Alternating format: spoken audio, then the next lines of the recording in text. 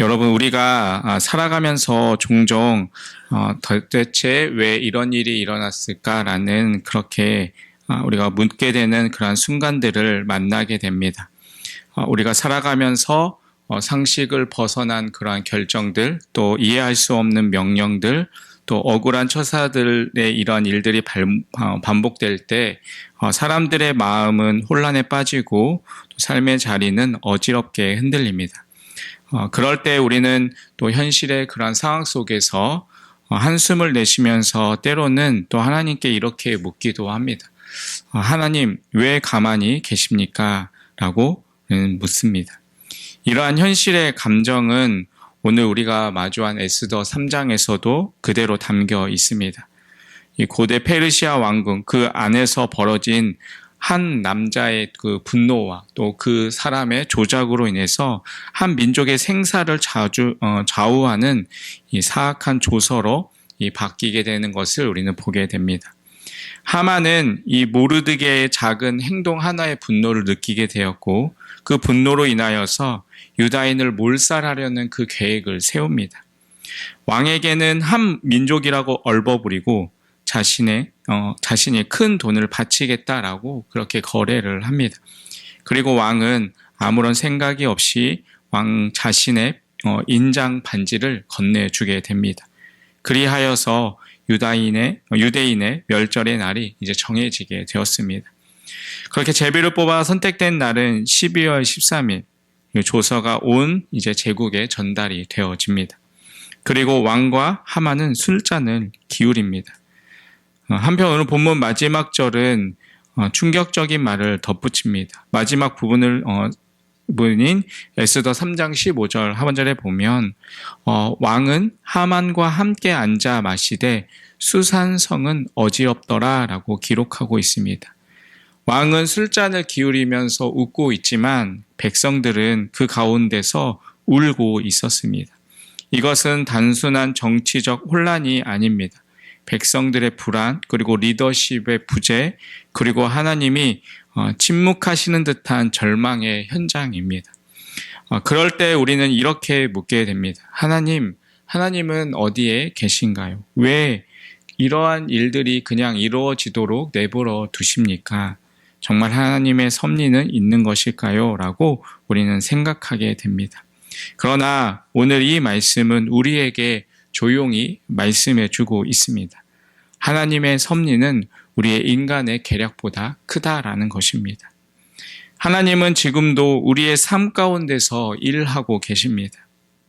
제비가 뽑히고 또 조서가 퍼지고 또 왕이 잠잠히 앉아있는 동안에도 하나님은 그 가운데 모르드게를 세우시고 또 에스더를 준비시키면서 그 구원의 길을 열고 계셨던 것입니다. 여러분, 이 아침 그 은밀한 섭리를 우리가 다시 바라보며 우리 하루를 시작할 수 있기를 바랍니다. 보이지 않아도 들리지 않아도 하나님은 결코 우리를 잊지 않으시고 그 가운데서 우리의 삶을 이끌어 가심을 기억하며 살아가시기 바랍니다. 그렇다면 그 하나님의 섭리는 어떻게 일하고 계실까요? 첫 번째, 하나님의 섭리는 우리의 인간의 계획보다 앞서 계십니다. 오늘 본문 7절에 보면 하만이 유다 민족을 멸하기 위해 제비를 뽑는 장면을 볼 수 있습니다. 유대인을 질면할 날짜를 정하기 위해서 즉 제비를 던졌는데 그 날이 아달월 13일, 곧 12월 13일로 정해졌습니다. 이 시점은 왕의 제12년 1월 니산월에 그 제비를 뽑았습니다. 하만은 이 일을 철저히 준비했습니다. 정치적인 영향력을 확보했고 또 왕의 신임을 얻은 뒤에 거대한 음모를 추진하기 시작했던 것입니다. 어찌 보면 그의 계획은 완벽했습니다. 어떠한 감정적인 분노에만 그가 기대지 않고 치밀하게 전략들을 세우고 또 어떠한 시기까지 계산해 가면서 운명의 날을 지정했습니다. 그러나 여러분, 여기서 놓치지 말아야 할 것이 있습니다. 이 하만이 제비를 뽑은 그 날은 바로 하나님께서 유대 민족에게 출애굽을 명했던 그러한 시기, 곧 6월절이 시작되는 바로 그 니산월이었던 것입니다. 출애굽기 12장에서 하나님은 이스라엘 백성들에게 이렇게 말씀하십니다. 출애굽기 12장 2절인데요. 이 달을 너희에게 달의 시작, 해의 첫 달이 되게 하라라고 말씀하십니다. 그러니까 즉 하만이 제비를 뽑은 그 1월은 하나님의 백성에게 출애굽과 구원의 기억이 시작되는 바로 그 달이었던 것입니다. 그러니까 인간은 죽음의 날을 준비하지만 하나님은 그 날을 구원의 시작점으로 바꾸실 준비를 하고 계셨던 것입니다. 여러분, 세상은 자신들이 역사의 주인인 양 큰 소리를 치지만 성경은 이렇게 선언하고 있습니다. 잠언서 16장 33절입니다. 사람이 제비를 뽑으나 모든 일을 작정하기는 여호와께 있느니라. 여러분, 하만은 제비를 뽑았고 그 제비는 12월 13일을 향했습니다. 하지만 우리는 에스더 뒷부분을 보면 우리는 알게 됩니다. 그 날은 유대인들의 죽음의 날이 아니라 오히려 대적을 물리치고 살아남는 승리의 날로 바뀌게 됩니다. 인간이 계획한 죽음의 날은 하나님의 섭리 안에서 구원의 날로 뒤바뀌게 되는 것입니다. 우리의 삶에도 하만이 던진 것 같은 제비가 있습니다. 우리가 통제할 수 없는 그러한 상황들, 억울한 결정들, 그리고 두려운 소식들이 우리에게 다가옵니다. 여러분, 하지만 기억하십시오. 세상이 계획하는 그 시간 위에 하나님이 먼저 계십니다. 인간의 손에서 굴러간 제비마저도 모든 것이 다 하나님의 손에 달려 있습니다. 그분은 우리의 인생의 시계를 거꾸로 돌리지 않으십니다. 다만 우리가 이해하지 못하는 그러한 길에서도 정확하게 하나님의 때를 준비하고 계십니다. 그러므로 여러분, 지금 여러분의 삶에 혹시 예기치 못한 그러한 고난과 위기, 또 억울함이 있더라도 그 모든 순간이 하나님의 구원의 날을 향해 가고 있음을 기억하며 살아가시길 바랍니다. 하나님의 섭리는 인간의 제비보다 앞서 있으며 언제나 완전하게 이루어 가실 것입니다. 두 번째로 하나님의 섭리는 인간의 거짓과 왜곡을 넘어서 일하십니다. 하나님은 하만은 자신이 계획을 세운 그것들을 이제 실행에 옮기기 위해서 왕을 향해서 교묘한 언어로 접근을 합니다. 그는 유대인이라는 명확한 대상을 언급하지 않고 한 민족이라고 표현합니다. 그리고 이렇게 말을 합니다. 8절 말씀인데요. 우리 8절 말씀 같이 한번 읽도록 하겠습니다. 같이 읽겠습니다. 하만이 아하수에로 왕에게 아뢰되 한 민족이 왕의 나라 각 지방 백성 중에 흩어져 거하는데 그 법률이 만민의 것과 달라서 왕의 법률을 지키지 아니하오니 용납하는 것이 왕에게 무익하니이다. 아멘. 여러분, 이 표현은 부분적으로는 사실처럼 그렇게 들리지만 핵심을 왜곡하고 있습니다. 유대인들은 실제로 이 페르시아 지역들에 흩어져 살아가면서 율법을 지켰습니다. 하지만 하만은 그것을 마치 이제 그들이 왕을 반역하며 살아가는 것처럼 왜곡하여서 묘사한 것입니다. 부분적 사실을 통해서 전체를 왜곡하는 것, 이것이 바로 거짓의 특징입니다. 이처럼 세상은 종종 거짓과 왜곡을 진실처럼 포장하여서 권력을 움직입니다. 특히 지도자가 분별력을 잃었을 때 이 거짓은 힘을 얻게 됩니다. 10절에 보면 하만은 이 왕의 무지를 이용했고 왕은 내용도 제대로 파악하지 않은 채 자신의 인장 반지를 이제 하만에게 넘겨주는 것을 볼 수가 있습니다. 그래서 10절에 보면 왕이 반지를 손에서 빼어 유다인의 대적 곧 아각 사람 함므다다의 아들 하만에게 주며라고 기록하고 있습니다.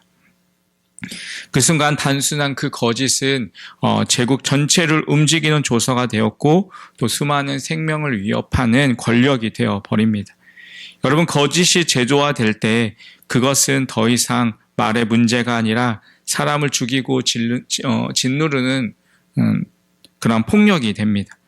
여러분, 그렇다면 우리는 어떻게 해야 할까요? 오늘 말씀은 우리에게 분명히 알려줍니다. 하나님의 섭리는 우리의 모든 인간의 왜곡과 또한 조작을 꿰뚫고 계신다는 사실입니다. 왕은 몰랐고 또 백성들은 속았고 또 유대인들은 침묵했지만 하나님은 그 모든 상황들을 다 알고 계셨습니다. 그리고 그분은 침묵 속에서도 하나님의 사람들을 일으키셨고 또 하나님의 진리를 회복시켜 가십니다. 여러분, 오늘도 우리 사회와 또한 우리 교회 안에는 진실이 왜곡되고 정의가 밀려나는 그러한 일들이 있습니다. 정직한 자가 억울한 일들을 당하고 또 교묘한 말과 이미지가 사람을 지배하려고 합니다.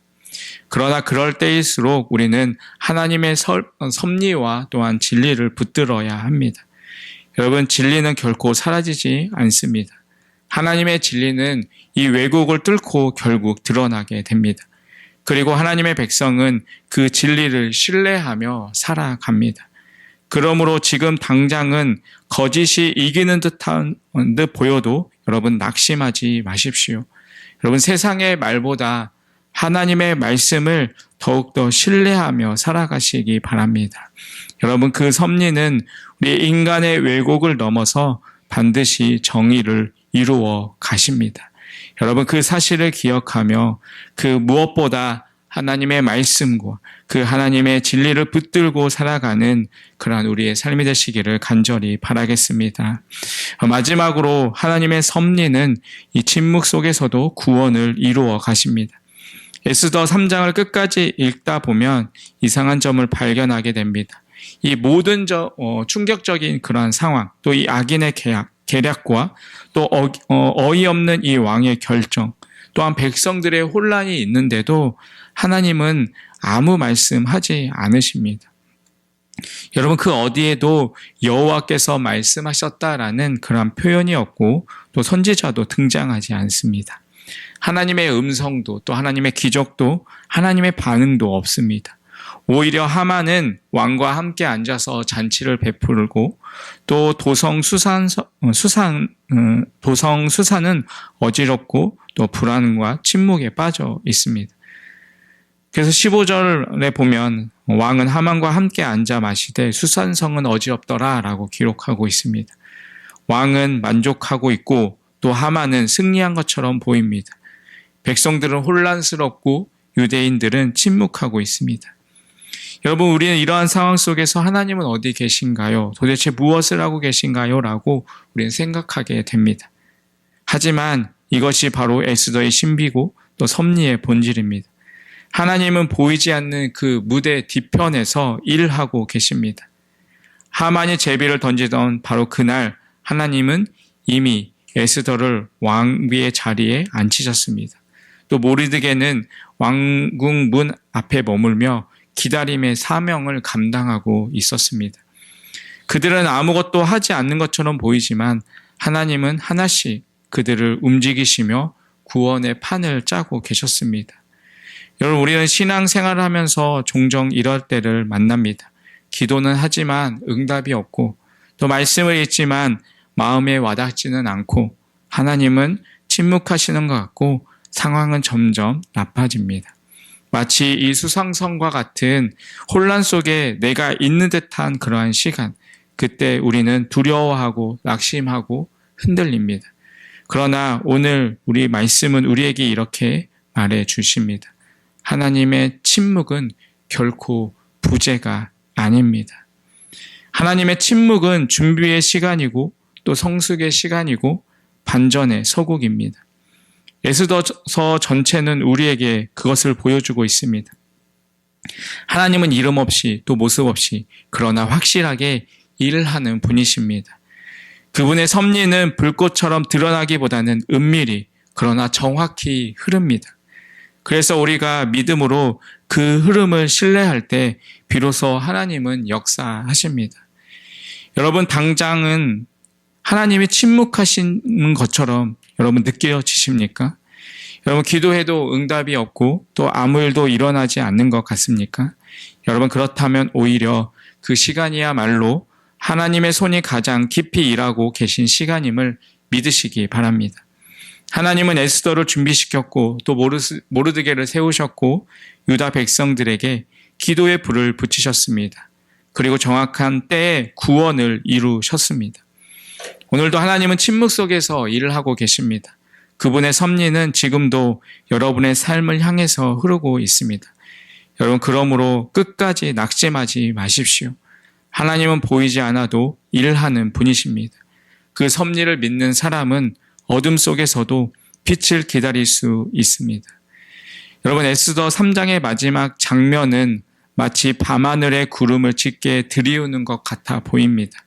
왕궁은 잔치가 한창이고 권력자들은 만족스러워 보입니다. 하지만 도시 한복판에는 설명할 수 없는 그러한 불안감이 흐르고 있습니다. 사람들은 말하지 않지만 모두가 다 알고 있습니다. 바로 무언가 잘못되었다라는 것입니다. 바로 이 지점이 하나님의 백성이 세상 속에서 부름받은 자리입니다. 여러분, 우리는 어둠을 조장하는 사람들이 아니라 어둠 속에서 빛을 비추는 사람입니다. 세상 사람들은 권력의 결정에 어이없어하며 입을 다물지만 하나님의 백성은 그런 시대를 바라보며 침묵하지 않고 기도하며 움직이기 시작해야 합니다. 여러분, 에스더가 감동적인 이유는 하만의 계획이 중심이 아니기 때문입니다. 이 이야기는 결국 이 모르드게에 깨어 있음으로 시작이 되었고 또 에스더의 담대한 결단으로 전환점을 맞이하게 됩니다. 즉 하나님의 섭리는 그 섭리를 신뢰하는 사람들을 통해서 그 현실에 드러나게 됩니다. 하나님은 섭리를 이루시지만 그 섭리를 믿고 순종하는 사람들을 통해서 그 뜻을 실현해 가시는 것입니다. 여러분, 우리는 하만이 득세하는 시대를 살아가고 있습니다. 세상은 강한 사람의 소리에 끌려다니고 권력이 진실을 왜곡하기도 합니다. 그러나 그런 시대일수록 하나님은 자신의 사람을 찾으십니다. 여러분, 누가 나서겠습니까? 누가 에스더처럼 말할 수 있으십니까? 내가 죽으면 죽으리이다. 여러분, 그런 사람들을 통해서 하나님은 일하십니다. 그런 믿음의 사람들을 통해서 하나님의 섭리는 역사 속에서 일어나는 것입니다. 그러므로 여러분, 오늘 우리는 두려움보다 믿음을 택해야 합니다. 불안보다 기도를, 침묵보다 신실함을 선택해야 합니다. 세상이 흔들려도 하나님의 섭리는 결코 흔들리지 않습니다. 그 섭리를 의지하며 담대하게 하루를 시작하시기 바랍니다. 우리는 하나님의 섭리 속에 있습니다. 그리고 그 섭리는 반드시 선을 향해 또한 그 진리를 향해 흐르고 있습니다.